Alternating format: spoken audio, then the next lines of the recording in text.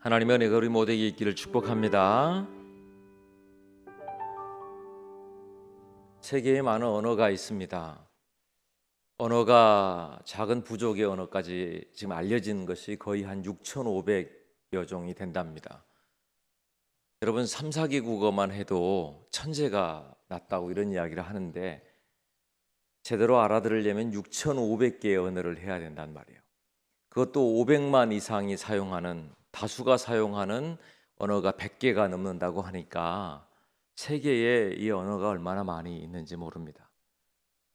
그리고 그 언어라고 하는 것이 사람들이 서로를 이해하는 것에 아주 중요한 역할을 하는 것이기 때문에 굉장히 언어는 중요합니다. 그런데 이런 생각이 들었어요. 같은 한글을 쓰고요, 같은 한국말을 해요. 그런데 서로 우리가 이런 말을 많이 하죠. 이해를 못한다고, 말이 안 통한다고, 그런 말을 가끔 하죠. 여러분 왜 그럴까요? 왜냐하면 사람들 속에 똑같은 말을 하는데 그 뒤에 담고 있는 뜻이 다르면 그렇게 되더란 말입니다. 내 마음과 상관없이 내 입에 나오는 말이 다르거나, 좋다고 하는데 나쁘거나, 나쁘다고 하는데 좋다거나, 참 사람이 이 말을 제대로 이해하고 해석하는 것이 얼마나 어려운 일인가 하는 생각을 했습니다. 특별히 하나님께 나아가서도 하나님 앞에 우리가 정직한 마음으로 하나님 앞에 어떤 모습으로 서 있는가, 우리가 이건 한번 다시 살펴봐야 될 일이라고 생각합니다. 오늘 우리가 보고 있는 19장의 주인공은 엘리야입니다. 엘리야가 말하는 그 말 속에 바로 그와 같은 이해할 수 없는 이야기가 들어있기 때문입니다. 오늘 여기 19장의 말씀만 보면 엘리야라고 하는 사람이 얼마나 가슴이 작은 사람인가, 그의 심장이 얼마나 쪼들어들어 있고 겁이 많고, 그리고 얼마나 힘들어서 지금 괴로워하고 있는 사람인가, 이걸 금방 알 수가 있어요. 왜냐하면 우리가 보았듯이 그는 자기의 생명을 위해 도망하기도 하고, 또 이제 자기가 죽기를 원하고, 여호와의 넉넉하오니 지금 내 생명을 거두시옵소서라고 말하는 정말 연약함의 끝을, 완전히 탈진해 있거나 침체되어 있는 그의 모습을 봅니다. 그런데 우리가 알고 있는 엘리야의 모습입니까? 바로 그 앞장에 나와 있는 열왕기상 18장에 보면 엘리야는 이렇게 나오리라고는 상상하지 못할 사람입니다. 그가 850명의 바알과 아세라의 선지자들과 불이 내리는 싸움에서, 전쟁에서 갈멜산에서 이기게 됐고, 그가 기도했더니 3년 6개월 동안이나 비가 내리지 않던 곳에 비가 내리는 역사, 기적의 역사를 이루어냈던 선지자가 누구냐? 엘리야였어요. 아합 왕이 타고 있던 마차가 달려갈 때에 앞서서 하나님의 능력에 감동되어 그 앞서 뛰어가고 달려갔던 사람이 누구냐? 엘리야 선지자였습니다. 위대한 하나님의 사람으로, 뿐만 아니라 기적을 일으키는 하나님의 사람으로 기억될 만한 사람이 누군가? 엘리야입니다. 그런데 오늘 본문에 보면 전혀 그런 모습이 보이지 않습니다. 그리고 이렇게 말하죠. 넉넉하오니 이제 내 생명을 취하소서. 제가 제목을 진심 넉넉합니까? 넉넉하십니까? 라고 적었는데 진짜 넉넉한 걸까요? 이제 만족합니다, 이런 의미일까요? 아닙니다. 오늘 엘리야는 말하고 있는 거예요. 내가 이제 이 정도면 됐지 않습니까? 이 정도면 만족합니다, 이렇게 말하는 게 아니라 그가 정말 마지막 순간, 마지막에 다다를 만큼의 내 마음이 그렇게 두렵습니다. 힘이 듭니다. 그렇게 고백하고 있는 것이 바로 엘리야의 진심일 것입니다. 사랑하는 여러분이 하나님 앞에서는 그냥 진심으로 정직하게 고백할 수 있어야 됩니다. 여러분의 마음이, 여러분 스스로도 어쩌면 모를 수 있는 여러분의 마음이 주님 앞에 오늘 정직하게 드러나고 그분 앞에 아뢰를 수 있게 되는 은혜가 있기를 축복합니다. 왜냐하면 그렇게 되어졌을 때 하나님은 엘리야를 그냥 내버려 두지 않으시고 회복하기까지 하나님의 역사하심을 보여주시거든요. 그래서 엘리야가 얼마나 낙심했느냐, 얼마나 침체되었느냐, 얼마나 두려워하느냐의 문제가 아니라 하나님께서 어떻게 회복하셨느냐를 보고자 하는 겁니다. 자, 그러기 위해서 그가 말하고 있는 그의 언어를 살펴보십시오. 조금 전에 말씀드렸던 것처럼 주여 넉넉합니다 라고 하는 말은 말 그대로 넉넉하다는 표현이 아닙니다. 이 말을 제대로 말한다면 주여 두렵습니다. 이 고백이에요. 주여 두렵습니다. 여기 보세요. 그가 3절에 보니까 그가 이 형편을 보고 일어나 자기의 생명을 위하여 도망하여 유다에 속한 브엘세바에 이르렀다고 말합니다. 생명을 위하여 도망쳤어요. 그러니까 그가 진짜 속내는 뭐냐면 이제 넉넉하오니 하나님 나를 취하시옵소서, 이제는 만족합니다, 이제는 끝날 때가 되었습니다 라고 하는 게 아니라 자기의 생명 때문에 도망갈 만큼의 그의 마음에는 두려움이 쌓여 있고 고통이 쌓여 있는 겁니다. 두려운 겁니다. 여러분, 실제 상황이 여기 있습니다. 이 두려움이라고 하는 것은요, 우리의 삶을 얼마나 힘들게 만드는지 모릅니다. 그런데 이 두려움이라고 하는 것이 사람들 속에 제대로 두렵다고 말하느냐? 그렇지 않다는 거예요. 두렵다고 말하는 게 아니라 그 속에서 불쾌합니다, 고민이 있습니다, 걱정스럽습니다, 때로는 신경질을 내기도 하고 긴장하기도 하고 스트레스라고도 말하고 무섭다고도 하고 공포스럽다고도 이야기하고 주위의 온갖 다른 이야기들로 꺼내는 거예요. 그리고 내 행동에, 내 말에, 내 삶에 실제는 그 속에 들어있는 두려움인데 저를 살려주옵소서라고 말하지 못하고 이제 넉넉합니다 이렇게 말하고 있는 모습을 보고 있습니다. 하나님 앞에 여러분, 우리 자신이 분명하게 드러나기를 축복합니다. 그래야 됩니다. 분명하게 정직하게 고백할 수 있게 되기를 부탁합니다. 그것이 오늘 우리 속에 있어야 하는 겁니다. 두려움이라고 하는 말을 한 심리학자는 이렇게 표현했습니다.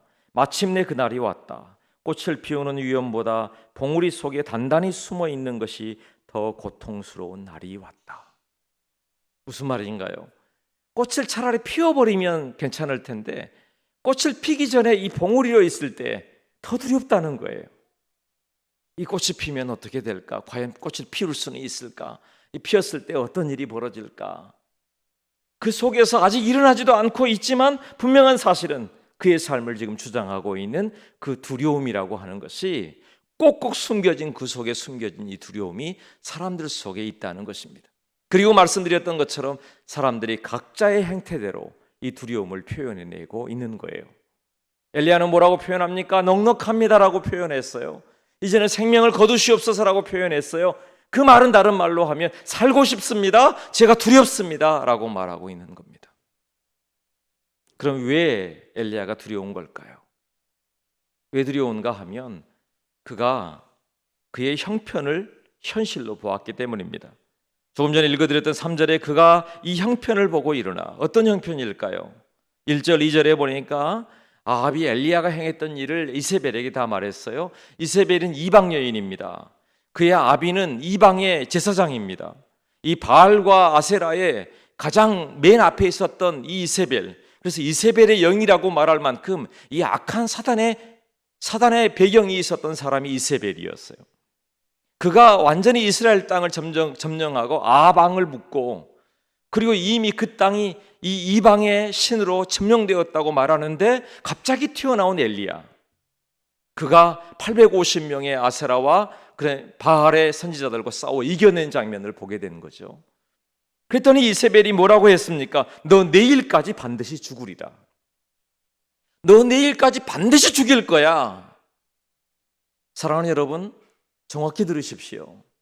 오늘 엘리야의 이 놀라운 하나님의 역사하심을 보고 엘리야가 두려워해야 할까요? 이세벨이 두려워해야 할까요? 이세벨이 두려워해야 하는 거예요. 그런데 정작 그 일을 행하고 하나님의 놀라운 위대한 선지자였던 엘리야가 도리어 두려워하고 있는 겁니다. 무엇 때문입니까? 그의 현실이, 다시 말하면 이세벨의 말이 그의 귀에 들어오고 그 귀에 들어왔던 이야기가 마음으로 받아들여져서 마음으로 믿어버렸어요. 여러분, 믿음이라고 하는 것이 나는 예수님을 믿습니다, 하나님을 믿습니다만 믿음이 아니에요. 우리 속에 악한 영이 두려움을 심어주면 그것이 내 귀에 들리고 그것을 내가 받아들여 버리면 그게 믿음이 되는 거예요. 사람들이 믿음의 실상을, 미래에 있는 아름다운 것, 하나님의 위대한 역사하심을 내가 지금 가져다 쓰는 게 믿음이라고 생각하지만 앞에 일어나지 않고 있는 두려움, 그걸 가져다 쓰는 것도 여러분 이 어둠의 믿음이라고 하는 겁니다. 사단은 이 두려움이라고 하는 이 통로를 사용합니다. 우리 속에 이 두려움이라고 하는 것 속에 그 안에 어둠을 사용한단 말이에요. 그리고 우리가 넘어지게 만들어요. 그리고 하나님을 바라보지 못하게 만들어요. 내가 마치 아무것도 할 수 없는 사람들인 것처럼 만들어요. 그리고 도망가게 만드는 겁니다. 내가 이제 정말 죽을 거다. 너 죽일 거야? 그랬더니 그것이 그의 귀에 들리고 그의 마음에 들어와 버리고 만 겁니다. 성경학자들은 엘리야가 탈진했기 때문이다, 피곤했기 때문이다, 뭐 그런 이야기를 하지만 여러분, 그보다 더 큰 일이 있습니다. 진짜 엘리야가 이 두려움 속에 빠졌던 일은 다름 아닌 갑자기 내가 보인 거예요. 지금까지 그가 움직여 왔던, 비를 내리게 했고 불을 내리게 했고 그가 뛰어올 수 있는 능력이 있었던 건 다른 게 아닙니다. 하나님의 영에 감동되어 하나님을 바라보았기 때문이었어요. 그런데 갑자기 내가 보였어요. 어떤 모습입니까? 내가 두려워하는 모습이 보여요. 내 형편이 보여요. 도망가는 내 모습이 보여요. 그리고 뭐라고 하나요? 내가 내 조상들보다 낫지 못합니다. 다른 사람과 비교하기 시작해요. 내 속에 낙심이 들어오고 그걸 받아들이기 시작하면서 다른 사람과 비교하고요, 나는 아무것도 아니라고 말하고 있어요. 이게 두려움의 실체입니다. 사단은 오늘 우리에게 뭐라고 하느냐면, 네가 왕이다, 너도 하나님처럼 될 수 있다라고 말하는 것 속에 그 뒤편에는 너를 보아라, 네가 주인이다. 여러분, 우리가 주인이고 내가 나를 발견하는 순간 갑자기 내 속에서 나의 두려움 때문에 위축되고 두렵고 도망가게 되어 있는 거예요. 사람들과 비교하게 되어 있어요. 무너지게 되어 있어요. 하나님 잃어버린 거예요. 하나님과 마주했던 엘리야가, 하나님만 바라봤던 엘리야가, 하나님만 바라볼 때 850대 1도 두려워하지 않았던 엘리야가, 하나님만 바라볼 때 아무것도 없는 조각구름 한 조각의 구름 속에서도 큰 비의 소식을 바라보았던 엘리야가 하나님이 잃어버린 거예요. 그 순간 그 속에서 이 두려움의 영이, 이세벨의 영이 그를 주장해버리게 되고, 그걸 마치 믿음인 것처럼, 그게 현실인 것처럼, 그게 사실인 것처럼 내 속에 받아들이고 마는 겁니다. 아닙니다, 여러분. 주 예수 그리스도의 이름을 바라보는 은혜가 있게 되길 축복합니다. 하나님 바라보는 은혜가 있게 되길 축복합니다. 하나님 바라보세요.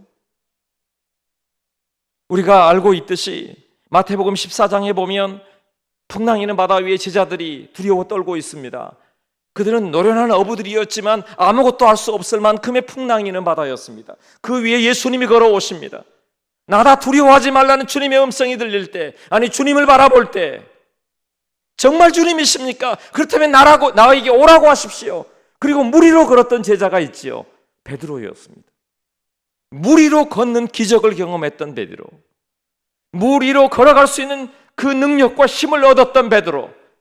그러나 그가 물속으로 빠져들어가죠. 왜 그렇게 되었나요? 14장 30절에 바람을 보고 무서워 빠져가는지라 소리질러 이르되 주여 나를 구원하소서라고 말합니다. 바람을 보고 무서워했어요. 하나님, 예수님 바라보는 눈이 예수님에게서 멀어지는 순간, 바람이 보이는 순간, 파도가 보이는 순간 놀랍게 내 속에 뭐가 들어와요? 무서움이 들어와요. 두려움이 들어온단 말이에요. 주님 바라보는 눈이 사라지면 두려움이 들어와요. 내가 주님을 온전히 바라보고 주님의 이름을 의지하지 않고서는 내가 도망가고 싶어져요. 삶의 현실에서 도피하고 싶어지는 겁니다. 광야로 도망가고 싶어지는 겁니다. 그리고 다른 사람과 비교하기 시작합니다. 홀로 있고 싶어 합니다. 주님을 바라보는 눈을 잃어버린 거예요. 파도가 먼저 보이는 겁니다. 그걸 현실이라고 말합니다. 바람이 먼저 보인 겁니다. 그걸 현실이라고 말합니다. 아니에요. 현실은 뭐냐? 주님이 저 앞에 계시고 나에게 오고 계시는 게 현실이에요. 그런데 우리의 눈을 가리워서 악한 사탄은, 이세벨의 이 악한 영은 뭐라고 말합니까? 너는 두려워해야 한다. 너는 네 앞에 파도가 있다. 너는 네 앞에 바람을 보라고 이야기합니다. 너는 내일 반드시 죽을 것이라고 이야기하고 있어요. 그게 이 악한 사단의 영입니다. 사랑하는 여러분이요, 주님을 바라볼 수 있는 은혜가 있게 되길 축복합니다. 그곳에서 하나님의 역사하심을 보는 거예요. 악한 영이, 악한 이 사단의 역사가 여러분 우리의 마음을, 우리의 두려움을 통로로 사용하지 않도록 온전히 주님께 시선을 고정하고 다시 주 앞에 서게 되기를 축복합니다. 그렇다면 여러분, 오늘 이와 같은 자리에서 하나님은 어떻게 엘리야를 회복하셨을까요?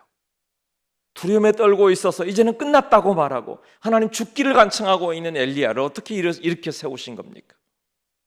우울감에 빠져 있고 완전히 탈진해 있다고 말하는 이 사람을 어떻게 하나님이 위로하셨을까요? 위로에서 끝나는 게 아니라 어떻게 그를 일으켜 세우셨을까요? 하나님이 준비하신 회복을 위한 하나님의 처방전이, 하나님의 예비하신 준비가 오늘 성경에 기록되어 있습니다. 오늘 말씀해 보십시오. 4절의 말씀해 보니까 자신은 광야를 들어가 하룻길쯤 가서 한 로뎀나무 아래에 앉아서 자기가 죽기를 원하여 이르되 여호와의 넉넉하오니 지금 내 생명을 거두소서, 나는 내 조상보다 낫지 못하니이다 하고 로뎀나무 아래에 누워 자더니 그랬지요. 하나님이 준비하신 첫 번째는 로뎀나무입니다. 로뎀나무는 그냥 광야에서 볼 수 있는 나무일 것입니다. 그런데 광야에서 엘리야가 누워서 쉬고 있는 그 그늘, 그 로뎀나무는 언제 심어진 것일까요? 왜 거기에 로뎀나무가 있었을까요? 사랑하는 여러분, 거창한 뭔가가 우리를 위로하고 이렇게 세우는 게 아닙니다. 하나님의 위로하심은, 하나님께서 예비하신 은혜는 우리 가까이에 가장 우리가 철저하게 무너져 있을 것처럼 여겨지는 광야의 그 순간에 하나님은 로뎀나무를 발견하게 하시고 그 아래 누워 쉴 수 있게 하시는 거예요. 다른 사람과 비교하지 마세요. 여러분이 처해서 여러분이 그늘이 되고 있는 작은 쉼터, 여러분의 가정, 여러분의 교회가 그와 같은 로뎀나무 되기를 축복합니다. 여러분의 그늘이 되기를 축복합니다. 그래야 주님의 이름을 부를 수 있는 그곳이 로뎀나무인 겁니다. 주여라고 잠시 쉴 수 있고 내가 몸을 누일 수 있는 곳이 로뎀나무인 거예요. 그곳에서 오늘 쉼을 쉬기 시작하는 것, 그곳에 하나님의 역사가 시작되고 있는 거예요. 하나님의 은혜가 드러나고 있는 거예요. 하나님의 역사하심이 이곳에서 시작되고 있단 말이에요. 하나님이 예비하신 로뎀나무가 우리에게 있음을 믿습니다. 또한 우리를 위하여 예비하신 천사들이 있습니다. 이 천사는 어느 곳에 있는지 모릅니다. 곳곳에 우리를 어루만지게 하고, 그리고 우리에게 먹을 것을 공급하고, 그리고 또한 우리를 일으켜 세우고, 그리고 마실 것을 얻게 하고 다시 잠을 자게 하고 일으켜 세우는 하나님의 천사들 말입니다. 때로는 주의 말씀이, 또 이 예배가, 여러분의 기도 시간이, 여러분의 주위에 있는 친구가, 가족이 여러분이 서 있는 자리마다 하나님이 예비하신 하나님의 천사들이 있다는 사실을 믿게 되길 축복합니다. 그곳에 하나님의 사람들이 있는 거예요. 하나님이 예비하신 그 사람들이 있는 것. 그리고 또한 여러분, 하나님의 회복의 처방은 무엇입니까? 너 먹으라는 거예요. 숯불에 구운 떡을 준비했습니다. 그리고 물 한 병을 준비했습니다. 먹고 마셔라. 그리고 자고 쉬어라. 마가복음 6장에 보니까 예수님께서 이렇게 말씀하시죠. 너희든 따로 한적한 곳에 가서 잠깐 쉬어라. 이는 오고 가는 사람이 많아 음식 먹을 겨를도 없습니다. 여러분, 음식 먹을 겨를도 없이 바쁘게 지내는 여러분에게 쉼이 있게 되길 축복합니다. 코로나 상황이 한편으로는 여러분 어렵기도 하지만 여러분에게 쉼으로 만드세요. 여러분이 그 자리에서 따로 하나님께서 준비하신 이 음식을 먹고 그리고 함께 할 수 있는 쉼을 얻을 수 있게 되길 축복합니다. 여러분, 이런 분들이 있죠. 내가 하루라도 마음껏 알람 맞추지 않고 마음껏 한번 잡았으면 좋겠다. 하루라도 내가 다른 거 다 벗어나서 해방돼서 혼자 정말 쉼을 얻어봤으면 좋겠다. 이런 분들이 있을지 모릅니다. 제가 드릴 수는 없으니까 여러분의 삶에 그런 쉼이 여러분 안에 있게 되기를 축복합니다. 그런데 이런 생각해 보셨어요? 진짜 알람 맞추지 않고 하루 푹 자고 나면 진짜로 쉼이 있을까요? 다시 지치지 않고 일어설 수 있는 힘이 있을까요? 여러분, 먹고 싶은 건 마음껏 먹고 마시고 그리고 다시 잠을 잔다고 해서 온전히 일어날 힘이 생기던가요? 그럴까요? 우리가 다시 보아야 됩니다. 오늘 여기 본문에 아무리 먹고 아무리 마시고 아무리 자고 아무리 쉬고 아무리 휴가를 많이 가져도 근본이 해결되지 않으면, 근원이 해결되지 않으면 진짜 쉼이 없는 거예요. 그 근원이 무엇입니까? 두려움이 해결되어야 합니다. 두려움이 해결돼야 되겠죠.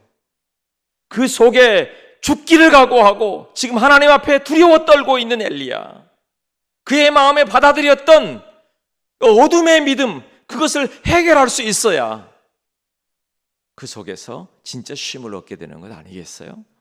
그럼 어떻게 될까요? 어떻게 하면 이 쉼을 얻게 되는 것일까요?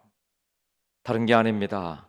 오늘 먹고 쉬고 자는 것을 누가 가져다 주었는가 하는 거예요.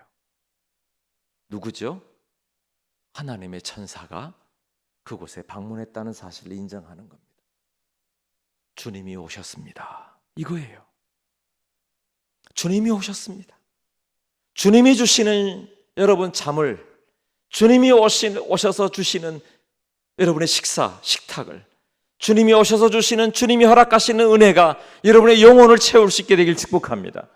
여러분의 삶을 채울 수 있게 되길 축복합니다. 그리고 주님이 함께 계시는구나, 이게 회복되는 증거인 거예요. 아까 말씀드렸죠? 엘리야가 왜 이렇게 낙심하여 있습니까? 왜 두려워 있습니까? 그의 눈에 하나님을 잃어버렸어요. 하나님이 함께 계시다는 사실을 망각해버렸어요. 이세벨의 이야기만 그 마음속에 품게 되었어요. 그런데 이제 그에게 그를 어루만지고 일어나라고 말씀하시고 일으켜 세우시고 다시 주님과 함께 먹고 마시고 일어서서 달려갈 그 길을 보여주신 분. 아, 그래, 주님이 나와 함께 계시지, 주께서 나와 함께 계시지, 그걸 확인하는 시간. 그래야 해결될 수 있는 거예요. 그래야 진짜 쉼이 우리에게 있는 줄로 믿습니다. 창세기 32장 24절에 야곱은 홀로 남았더니 어떤 사람이 날이 새도록 야곱과 씨름하다가, 날이 새도록 씨름했어요. 그런데 지금까지 여러분 무엇 때문에 밤잠을 못 이루고 씨름했습니까? 그것은 피곤함과 지친 것밖에 없겠죠. 그런데 밤을 새워 씨름해도요, 하나님과 함께 있다면, 그럼 그 다음 날은 분이엘의 새 아침을 맞이하게 되는 거예요. 새로운 해가 떠오르는 것을 보게 되는 거예요. 주님이 방문하신 것을 영접하는 겁니다. 요한계시록 3장 20절에 볼지어다 내가 문 밖에 서서 두드리노니 누구든지 내 음성을 듣고 문을 열면 내가 그에게로 들어가 그와 더불어 먹고 그는 나와 더불어 먹으리라. 지난주에도 말씀을 나누었던 것인데, 그냥 먹고 마시는 게 아닙니다. 주님이 방문하셨다는 사실을 인정하는 겁니다. 그리고 주님과 함께 먹고 주님과 함께 마시고 주님과 함께 자고 주님과 함께 동행하는 것, 그 속에서 하나님의 역사하심을 보는 겁니다.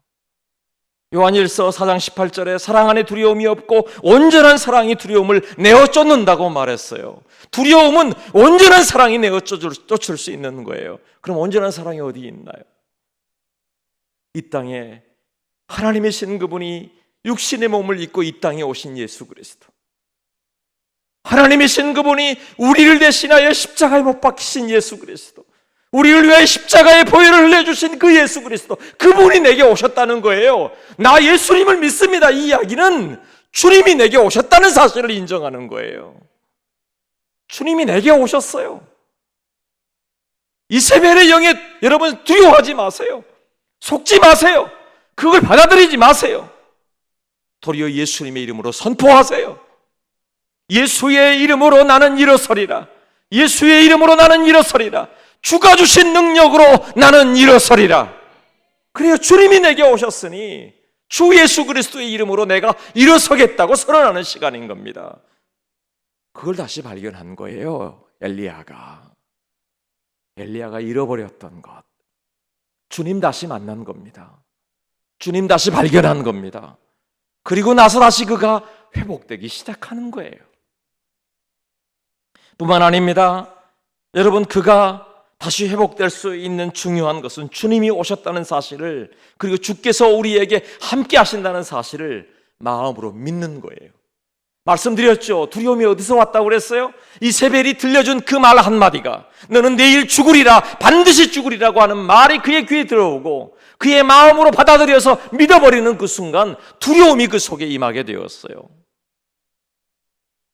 그런데 여러분, 주님이 내게 오셨다는 사실을 내 마음에 듣고 선포하고 마음에 받아들이는 순간 어둠의 영이 사라질 줄로 믿습니다.